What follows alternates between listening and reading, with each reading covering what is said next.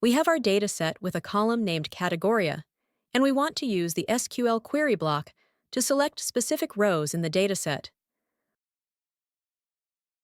We add a rule and select the column to be filtered using the equality operator and write Electronica. Running the workflow, we can see in the resulting dataset the category with all Electronica rows. In addition, if we want to know something more about these rows, we add a new rule and select the new column Recensioni Clienti. We use the equality operator and write Danneggiati. We ran and see how we now have a dataset with rows in the category column equal to electronic and damaged in the customer reviews column.